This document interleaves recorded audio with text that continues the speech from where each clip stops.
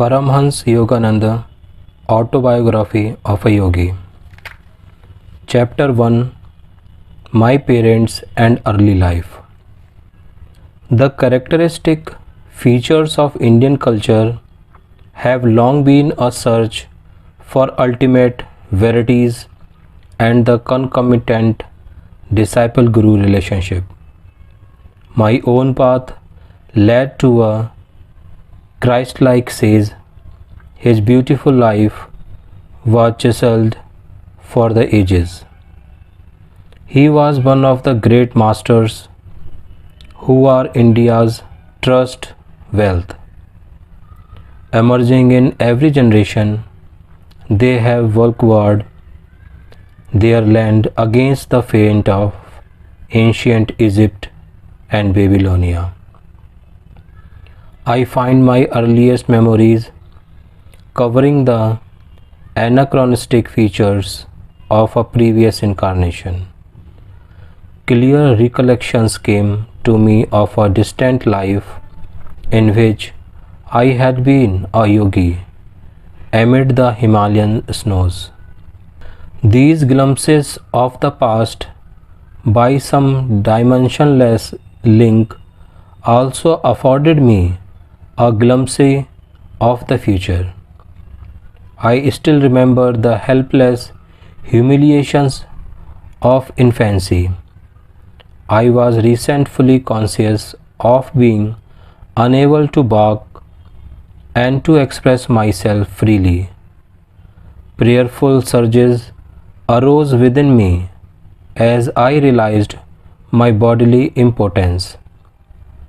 My strong emotional life was mentally expressed in words of many languages.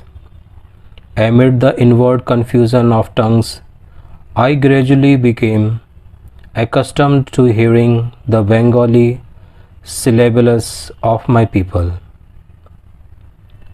The beguiling scope of an infant's mind, adultly considered to be limited to toys and toes, psychological ferment, and my unresponsive body brought me to many obstinate crying spells.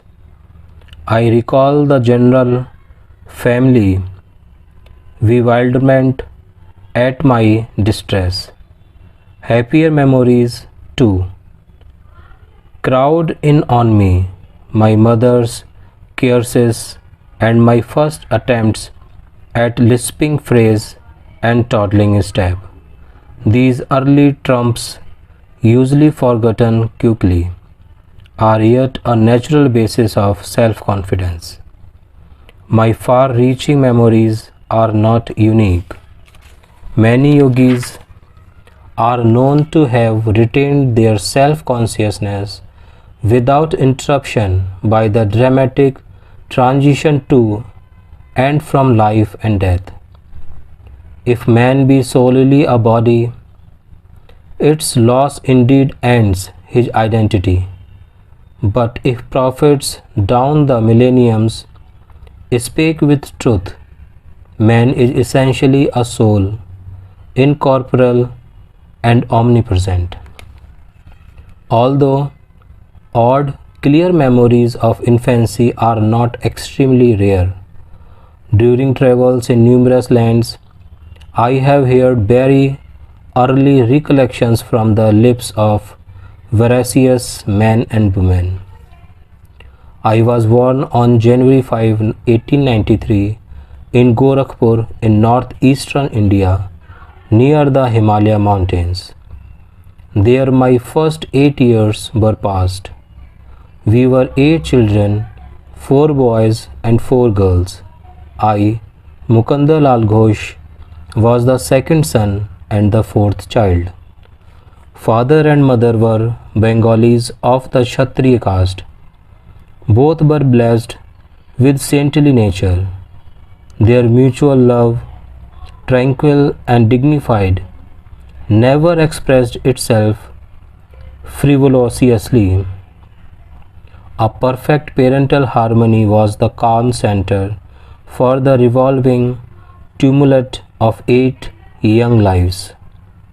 Father Bhagwati Charan Ghosh was kind, grave, at times stern.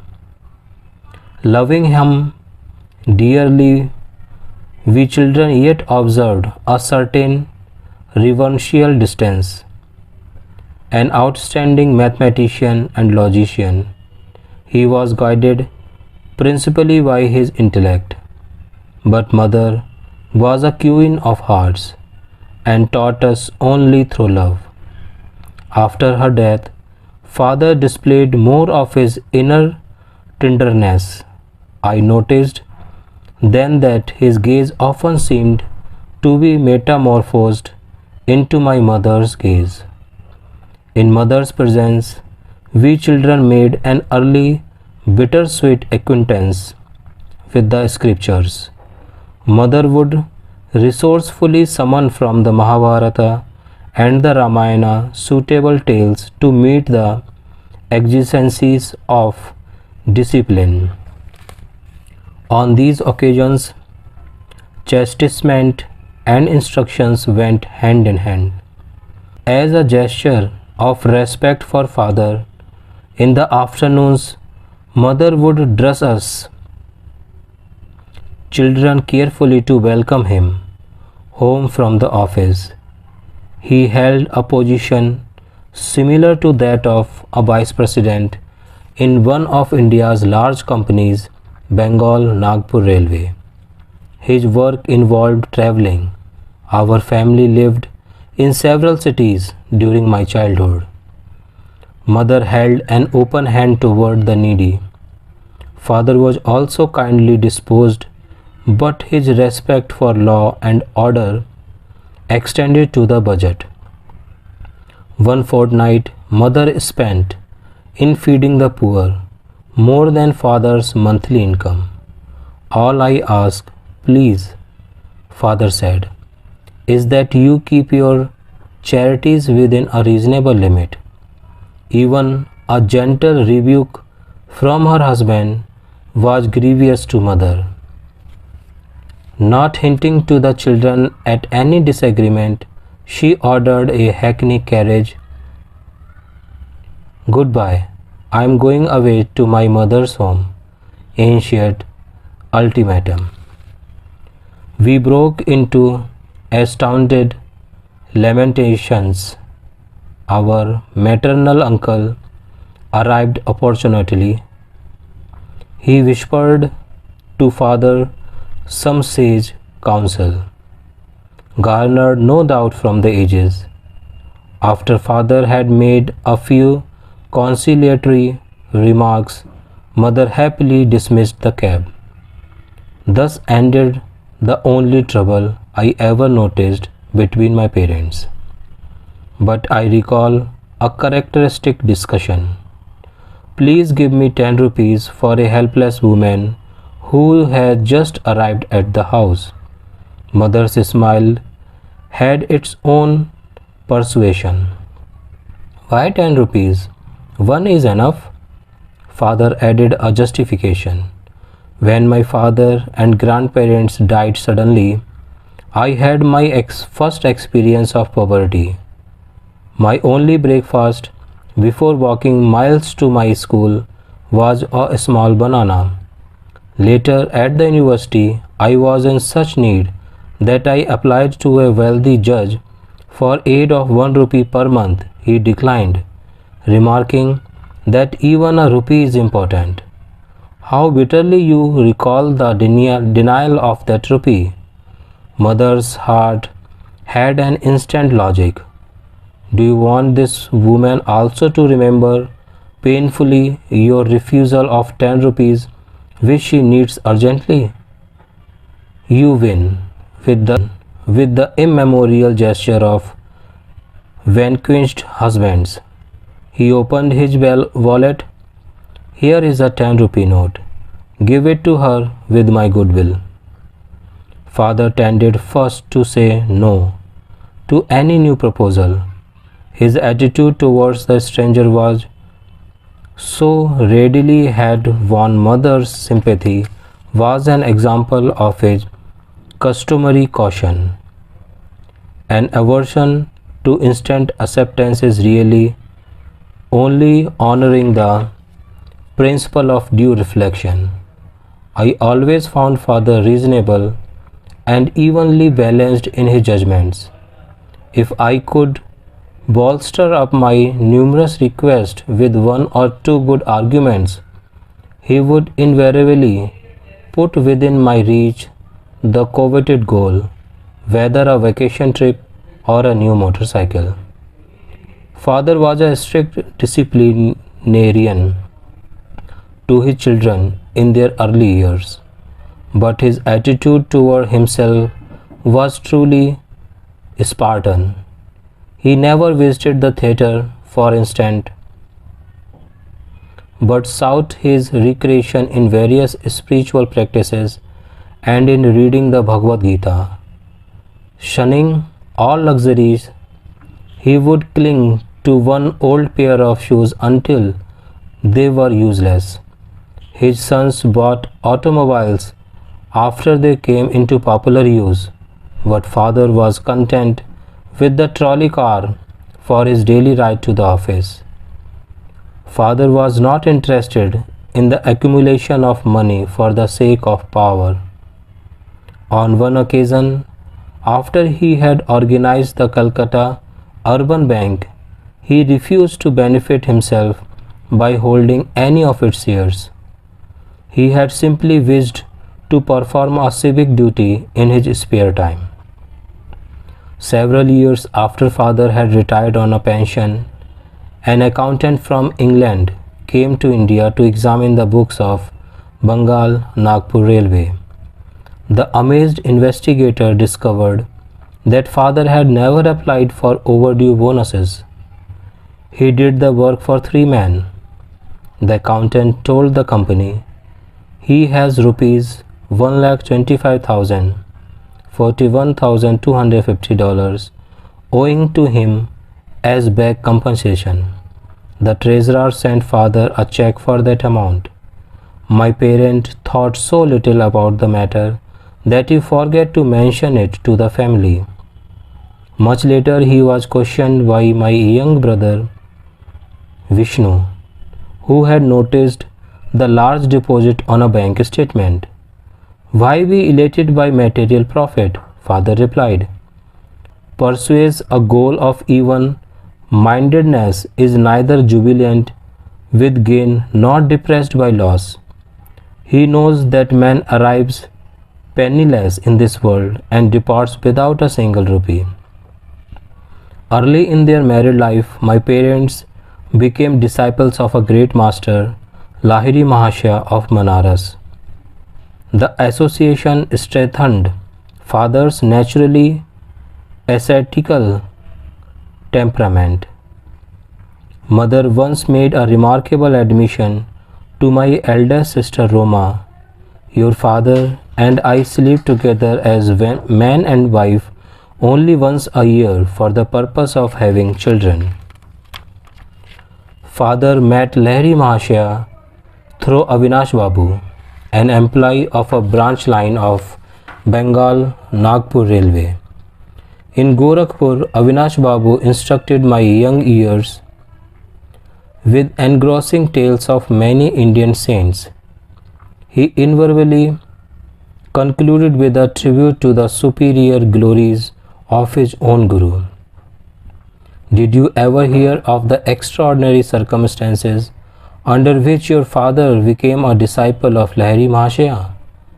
It was on a lazy summer afternoon, as Avinash and I sat together in the compound of my home, that he put this intriguing question. I shook my head with a smile of anticipation. Years ago, before you were born, I asked my superior officer, your father, to give me a week's leave from my office duties in order to visit my Guru in Banaras. Your father ridiculed my plan. Are you going to become a religious fanatic? He inquired. Concentrate on your office work if you want to forge ahead. Sadly, walking home along a woodland path that day, I met your father in a palanquin. He dismissed his servants and conveyance and fell into step beside me. Seeking to console me, he pointed out the advantages of striving for worldly success. But I heard him listlessly. My heart was repeating, Lahari Mahashaya, I cannot live without seeing you. Our path took us to the edge of a tranquil field where the rays of the late afternoon sun were crowning the tall ripple of the wild grass. We paused in admiration. There in the field, only a few yards from us, the form of my great Guru suddenly appeared. Bhagavati, you are too hard on your employee. His voice was resonant in our astounded ears. He vanished as mysteriously as he had come. On my knees, I was exclaiming, Lahari Mahashaya, Lahari Mahashaya. For a few moments, your father was motionless with stupefaction. Avinash, not only do I give you leave, but I give myself leave to start for Banaras tomorrow. I must know this great Lahari Mahashaya who is able to materialize himself at will in order to intercede for you. I will take my wife and ask this master to initiate us in his spiritual path. Will you guide us to him? Of course. Joy filled me at the miraculous answer to my prayer and the quick, favorable turn of events. The next evening, your parents and I entrained for Banaras. Reaching there on the following day, we took a horse cart for some distance, then had to walk through narrow lanes to my Guru's secluded home. Entering his little parlor, we bowed before the master and locked in his habitual lotus posture.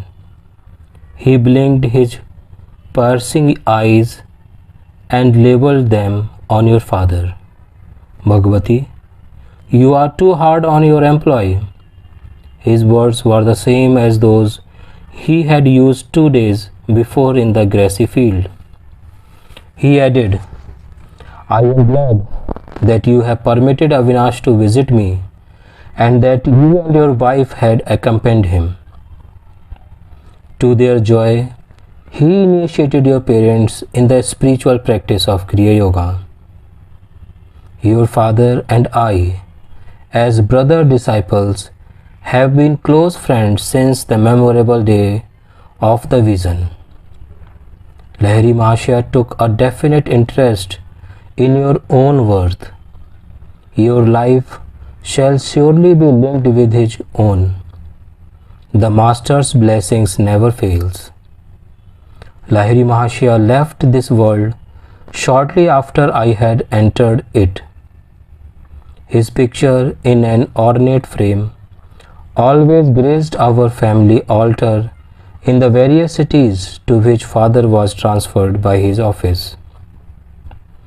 Many a morning and evening found mother and me meditating before an improvised shrine, offering flowers dipped in fragrant sandalwood paste with frankincense and myrrh, as well as our united devotion. We honored the divinity that had found full expression in Lahari Mahashaya. His picture had a surpassing influence over my life. As I grew, the thought of the Master grew with me. In meditation, I would often see his photographic image emerged from its small frame and taking a living form, sit before me. When I attempted to touch the feet of his luminous body, it would change and again become the picture. As childhood slipped into boyhood, I found Lahari Mahashaya transformed in my mind from a little image, cribbed in a frame, to a living, enlightening presence. I frequently prayed to him in moments of trial or confusion, finding within me his solacing direction. At first I grieved because he was no longer physically living. As I began to discover his secret omnipresence, I lamented no more. He had often written to those of his disciples who were over anxious to see him, "Why come to view my flesh and bones, when I am ever within range of your Kutastha, spiritual sight?" At about the age of 8, I was blessed with a wonderful healing through the photograph of Lahari Mahashaya. This experience gave intensification to my love. While at our family estate in Ichhapur, Bengal, I was stricken with Asiatic cholera. My life was despaired of. The doctors could do nothing. At my bedside, Mother frantically motioned me to look at Lahari Mahashaya's picture on the wall above my head. Bow to him mentally. She knew I was too feeble even to lift my hands in salutation.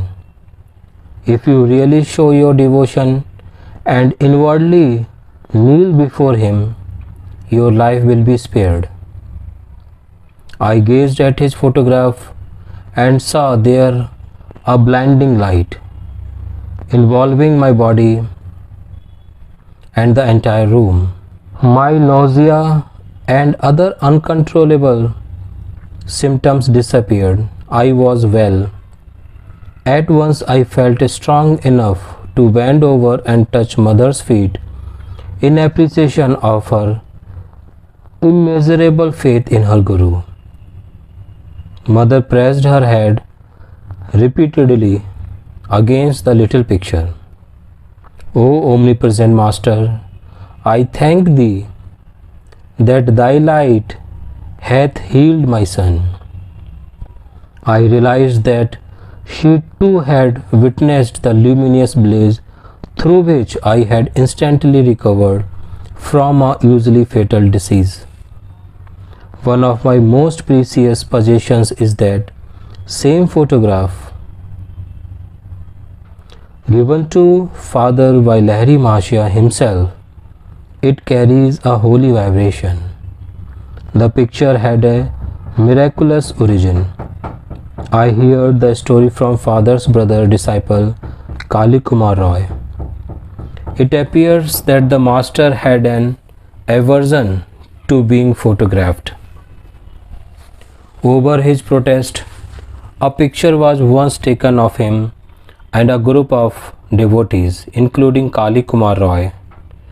It was an amazed photographer who discovered that the plate, which had clear images of all the disciples, revealed nothing more than a blank space in the center where he had reasonably expected to find the outlines of Lahari Mahashaya. The phenomenon was widely discussed. A student who was an expert photographer, Gangadhar Babu, boasted that the fugitive figure would not escape him. The next morning, as the Guru sat in lotus posture on a wooden bench with a screen behind him, Gangadhar Babu arrived with his equipment, taking every precaution for success. He greedily exposed 12 plates. On each one, he soon found the imprint of the wooden bench and screen. But once again, the Master's form was missing. with tears and shattered pride, Gangadhar Babu shout out his Guru.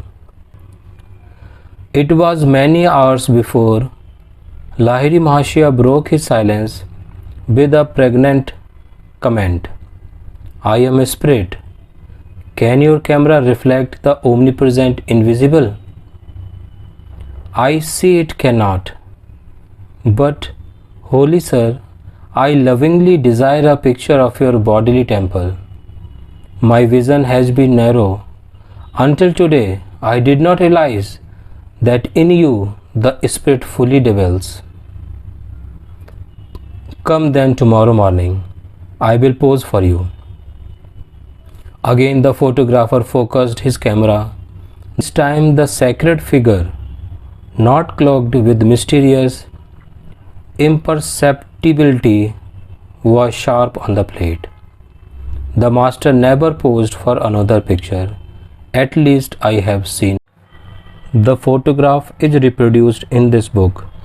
Lahiri Mahashya's fair features of a universal caste hardly suggest to what race he belonged. The joy of God communion is slightly revealed in his enigmatic smile.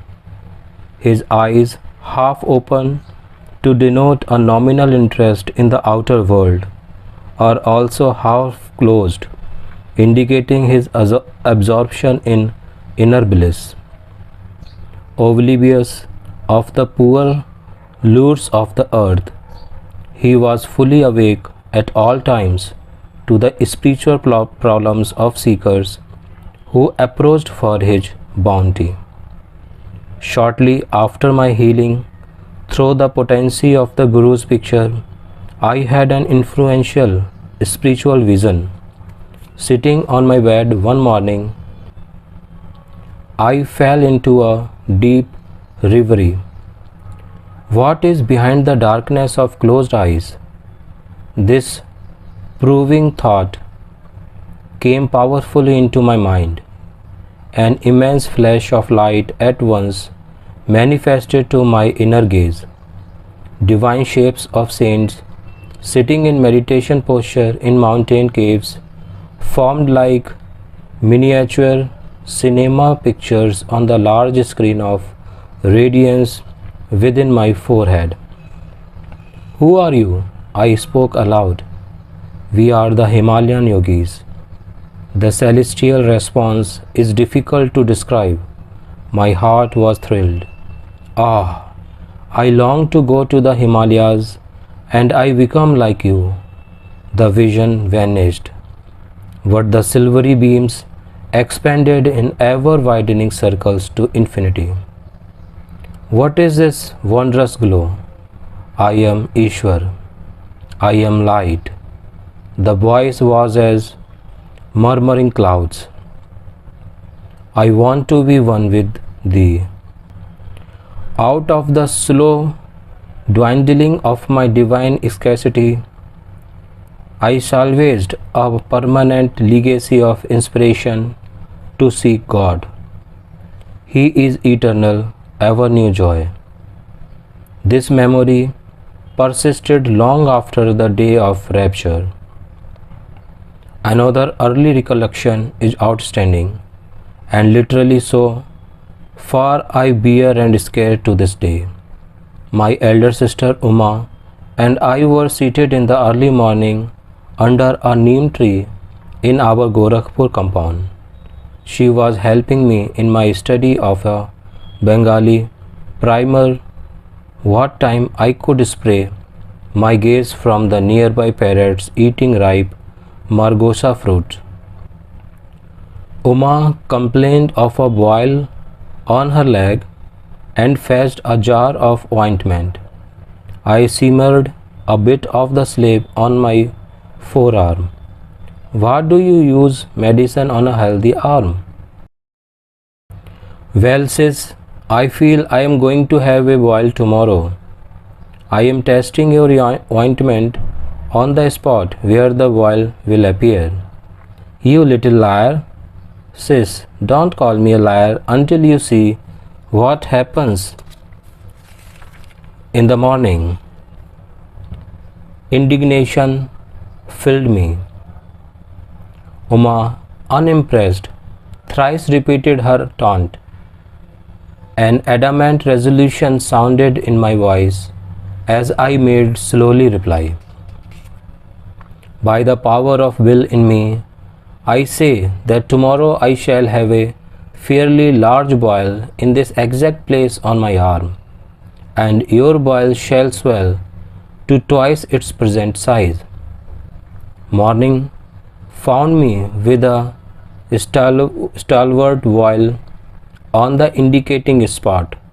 The dimensions of Uma's boil had doubled. With a shriek, my sister rushed to mother. Mukunda has become a necromancer. Gravely, mother instructed me never to use the power of words for doing harm. I have always remembered her counsel and followed it. My boil was surgically treated. A noticeable scar left by the doctor's incision is present today. On my right forearm is a constant reminder of the power in man's sheer word. Those simple and apparently harmless phrases to Uma, spoken with deep concentration, had possessed sufficient hidden force to explode like bombs and to produce definite though injurious effects.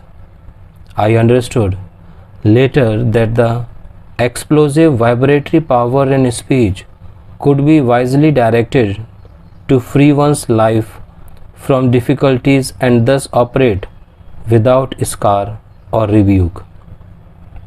Our family moved to Lahore in the Punjab. There I acquired a picture of the Divine Mother in the form of the goddess Kali.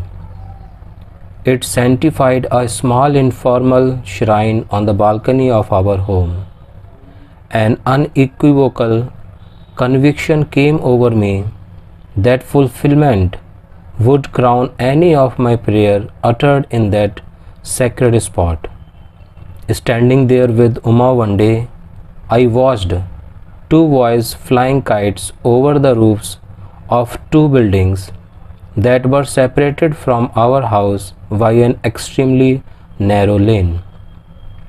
"Why are you so quiet?" Uma pushed me playfully. "I am just thinking how wonderful it is that Divine Mother gives me whatever I ask." "I suppose she would give you those two kites," my sister laughed derisively. "Why not? I began silent prayers for their possession. Matches are played in India with kites whose strings are covered with glue and ground glass. Each player attempts to sever the string held by his opponent. A freed kite sails over the roofs. There is great fun in catching it. As Uma and I were on a roofed, recessed balcony, it seemed impossible that a loosed kite could come into our hands. Its string would naturally dangle over the roof.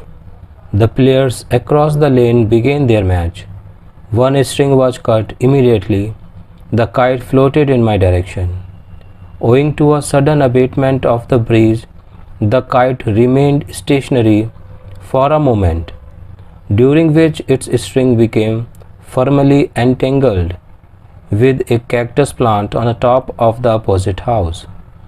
A long, perfect loop was formed for my seizure. I handed the prize to Uma. "It was just an extraordinary accident and not an answer to your prayer. If the other kite comes to you, then I shall believe." Sister's dark eyes conveyed more amazement than her words. I continued my prayers with intensity. A forcible tug by the other player resulted in the abrupt loss of his kite. It headed towards me, dancing in the wind. My helpful assistant, the cactus plant, again secured the kite string in the necessary loop by which I could grasp it. I presented my second trophy to Amma. Indeed, Divine Mother listens to you. This is all too uncanny for me. Sister bolted away like a frightened fawn.